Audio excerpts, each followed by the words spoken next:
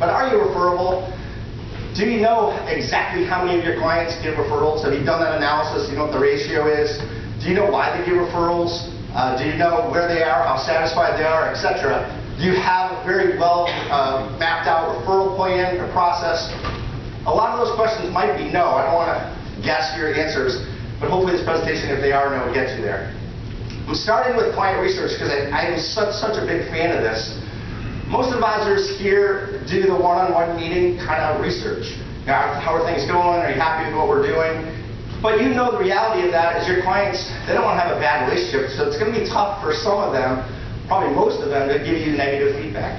And that's the stuff that you really want to hear. They're going to give you the warm fuzzy stuff, or they're just not going to talk at all.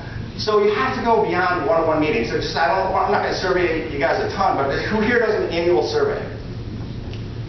All right. I love it. I really think that you have to add this to part of what you do, and it can be so simple.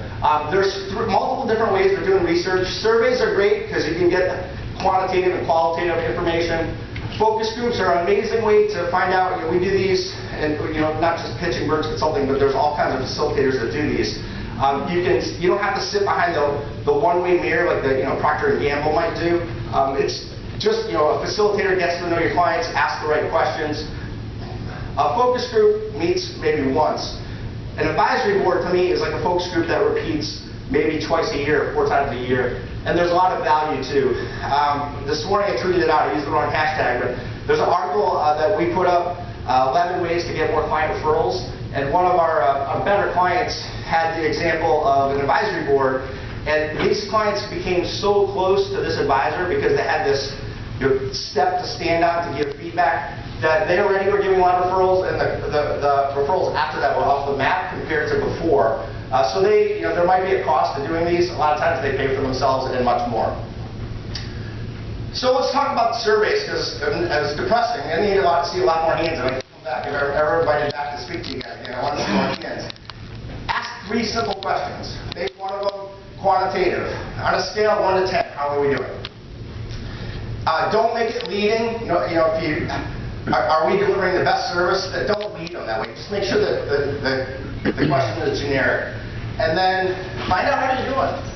If they are giving you 7, 8s, 9s, and 10s, maybe where are you? Where's your average? And every year, are you getting better at satisfying your clients? That's where you know that scale of advocacy. If they're not satisfied, you can't ask them for referrals. 2 other questions to ask are, what do you like about what we do? Keep it open-ended so you can get random answers.